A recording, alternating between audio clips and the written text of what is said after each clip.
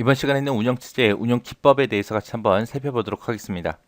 자, 첫 번째 일괄 처리 시스템이요. 일괄 처리 시스템은 컴퓨터 초기에 이제 사용하던 그런 방식입니다. 얘는 일정 양이 됐던 일정 기간 동안 데이터를 모아서 한꺼번에 처리하는 그런 방식을 보고 우리가 일괄 처리 시스템이라고 그렇게 불러요. 얘는 이제 한꺼번에 모아서 처리하기 때문에 컴퓨터를 효율적으로 이제 사용할 수 있어요. 주로 이제 하는 게 이제 급여 계산, 지불 계산, 연말 결산 이런 업무에 주로 사용되는 게 일괄 처리 시스템입니다. 우리가 뭐 급여를 받는다라고 하면 한 달 동안 일했던 거를 모아서 한꺼번에 받잖아요. 그죠? 그렇게 한꺼번에 모아서 처리되는 방식을 보고 얘기해요. 내가 만약에 일당을 나갔어요. 그러면 하루 종일 일한 거를 시간마다 주는 게 아니잖아요. 그죠? 한꺼번에 모아서 그날 저녁 때 한꺼번에 주죠. 그렇게 해서 급여 계산 같은 게 우리 일괄 처리 시스템이다라고 그렇게 기억하시면 돼요. 그 다음에 이제 실시간 시스템이요. 얘는 실시간 처리 같은 경우는 이제 데이터가 발생하는 즉시 처리하는 방식을 보고 얘기해요. 얘는 이제 처리 시간 같은 건 단축할 수 있어요. 바로바로 처리하기 때문에 처리 시간 단축할 수 있고요. 처리 비용도 절감됩니다. 얘는 주로 뭐 은행, 온라인 업무 그런 거 생각하시면 돼요. 그렇게 이제 시간에 제한을 두고 수행해야 되는 작업에서 사용되는 게 실시간 처리입니다. 은행에 가서 내가 뭐 돈을 빼거나 돈을 넣거나 할 때 바로바로 해주잖아요. 그래서 일괄 처리는 모아서 한꺼번에 처리하는 거고 실시간은 바로 즉시 처리되는 방식을 보고 얘기한다라고 그렇게 기억하시면 됩니다. 그 다음에 이제 다중 프로그래밍 시스템이요. 다중 프로그래밍이다 라는 말에서 이제 다중이요. 다중이다 그러면 이제 영어로는 멀티라고 그렇게 부르죠. 얘의 뜻이 여러 개란 뜻입니다. 자, 여러 개긴 여러 개인데 뭐가 여러 개다? 프로그램이 여러 개다. 하나의 CPU와 하나의 주기억 장치를 이용해서 여러 개의 프로그램을 동시에 처리하는 방식을 보고 우리가 다중 프로그래밍이라고 그렇게 불러요.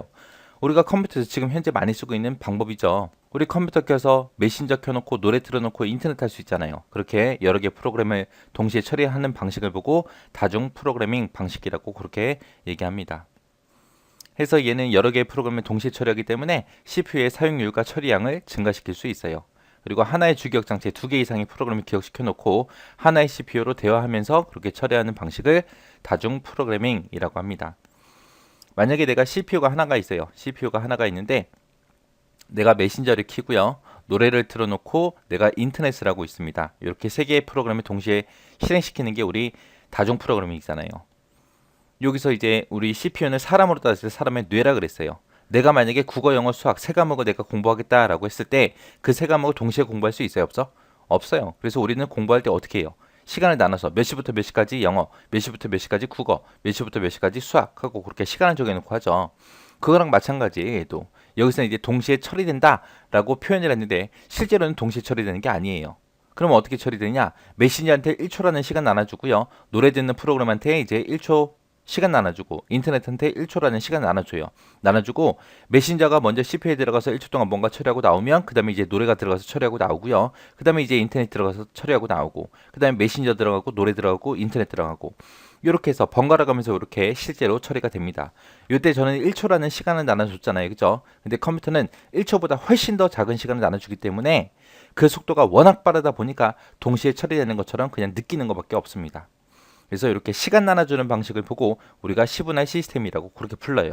시분할 시스템은 이제 여러 명의 사용자가 사용하는 그런 시스템에서 컴퓨터가 사용자들 프로그램을 번갈아 가면서 그렇게 처리해주는 방식을 보고 얘기해요. 그래서 얘를 다른 말로 라운드 로빈이라고 합니다. 그래서 얘는 그때 처리 속도가 워낙 빠르기 때문에 독립된 컴퓨터를 사용하는 것처럼 그렇게 그냥 느끼는 것밖에 없어요. 그래서 하나의 CPU는 같은 시점에 여러 개의 작업을 동시에 수행할 수 없어요. 없기 때문에 전체 사용 시간을 작은 작업 시간으로 나누어서 그 시간 동안만 번갈아 가면서 CPU를 할당해서 각 작업을 처리하는 걸 보고 시분할 시스템이라고 합니다. 그 다음에 이제 다중처리 시스템이요. 다중이다 그러면 얘가 멀티, 여러 개라는 뜻이라 그랬어요. 근데 컴퓨터에서 처리해 주는 게 누가 다 처리해 줘요? 우리 CPU가 처리를 해주죠. 그래서 얘는 다중 처리 그러면 이제 CPU가 여러 개 사용된다라고 그렇게 이해하시면 됩니다. 해서 여러 개의 CPU와 하나의 주기억 장치를 이용해서 여러 개의 프로그램을 동시에 처리하는 방식을 보고 우리가 다중 처리라고 합니다. 얘는 이제 CPU가 여러 개 사용되다 보니까 만약에 CPU가 고장이 나더라도 다른 CPU로 계속해서 이제 업무를 처리할 수 있습니다. 그래서 얘는 신뢰성과 안정성이 높아요. 이렇게 사용된 이제 여러 개의 CPU는 하나의 메모리를 공유하면서 단일 운영체제에 의해서 관리가 됩니다. 운영체제는 하나, CPU는 여러 개, 그렇게 해요. 그 다음에 이제 다중 모드 처리다 그러면은 처리하는 방식을 다중 여러 개 쓴다는 거예요. 얘는 일괄 처리가 됐든 시분할이 됐든 다중 처리 시스템이 됐든 실시간이 됐든 모두 제공해 주는 방식을 보고 다중 모드 처리라고 그렇게 부릅니다. 그 다음에 이제 분산 처리 시스템이요. 분산 처리다 그러면은 하나의 작업을 분산시켜서 처리하는 방식을 얘기해요. 그래서 여러 대의 컴퓨터들에 의해서 각 작업을 나눠요. 작업을 나눠서 그렇게 처리하는 방식을 보고 우리가 분산 처리 시스템이라고 해요. 그래서 지역적으로 떨어져 있는 사람들이 여러 사람들이 각자의 컴퓨터를 가지고 하나의 공통된 프로젝트를 진행하는 걸 보고 얘기합니다. 그런 게 이제 분산 처리 시스템이요. 이렇게 해서 이제 운영체제의 운영 기법에 대해서 같이 한번 살펴봤습니다. 여기서는 각 처리 시스템마다 전부 다 이제 특징들이 다 있죠. 그 특징들 잘 구분할 수 있게 여러분들이 정리하고 지나가시면 됩니다. 자, 운영체제 운영 기법에는 여러 가지가 있었죠. 일괄 처리가 있고, 다중 처리가 있고, 다중 프로그래밍이 있고, 시분할이 있고, 실시간이 있고, 다중 모드가 있고, 분산 처리가 있고, 이렇게 있는데, 얘네들이 이제 발달된 과정이요. 제일 처음에 초창기 때 만들어진 게 일괄 처리 시스템이요. 모아서 처리하는 거 있었죠.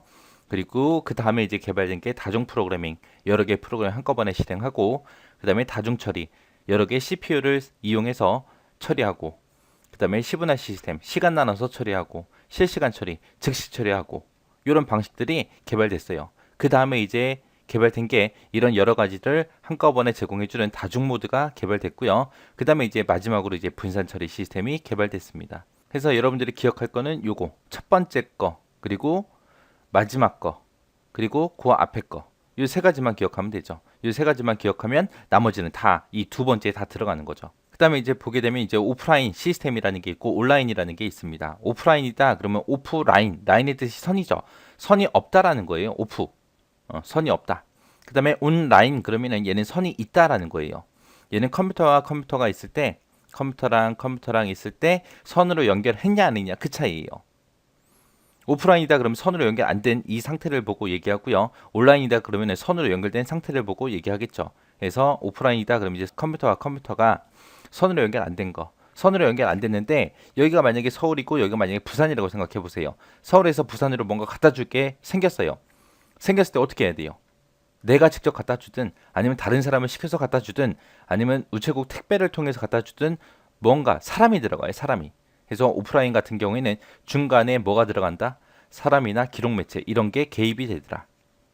만약에 온라인이에요. 만약에 선으로 연결돼 있다. 여기가 서울이고 여기가 부산인데 서로 선으로 연결이 돼 있어요. 연결이 돼 있으면 통신 회선을 통해서 직접 연결된 형태를 보고 우리가 온라인이라 그러고요. 얘는 중간에 사람이나 기록 매체 이런 게 개입된다 안 된다? 안 되더라. 그냥 뭔가 줄 게 생기면 선으로 연결돼 있으니까 바로바로 그냥 전송시켜 버리면 되겠죠. 그래서 온라인하고 오프라인은 중간에 이제 사람이 들어가냐 안 들어가냐 그 차이입니다. 그 다음에 이제 듀얼 시스템이요. 듀얼 시스템이다 그러면 두 대의 컴퓨터가 같은 업무를 동시에 처리하는 방식을 보고 얘기해요. 만약에 한쪽 컴퓨터가 고장나면 이제 다른 컴퓨터가 또 있죠. 그 컴퓨터로 계속해서 업무를 처리하는 그런 방식을 보고 얘기해요. 그래서 업무 처리가 중단되는 걸 방지하기 위해서 사용하는 게 듀얼 시스템입니다. 그 다음에 이제 듀플렉스 시스템이요. 얘는 두 대 컴퓨터를 설치해요. 설치하는데 그때 이제 둘 중에 이제 한 대의 컴퓨터만 동작을 하는 거예요. 두 대를 설치해서 한쪽 컴퓨터가 가동 중일 때는 다른 한쪽 컴퓨터는 대기를 합니다. 대기를 하고 있다가 가동 중인 컴퓨터가 만약에 고장이 났다. 그러면은 대기 중인 그 컴퓨터가 있죠. 그 컴퓨터가 가동되면서 시스템이 안전하게 그렇게 작동되도록 운영되는 시스템을 보고 듀플렉스 시스템이라 그래요. 그 다음에 이제 중앙 처리 시스템이다. 그럼 말 그대로 모든 처리를 다 어디서 하겠다? 중앙에서 하겠다. 그거예요.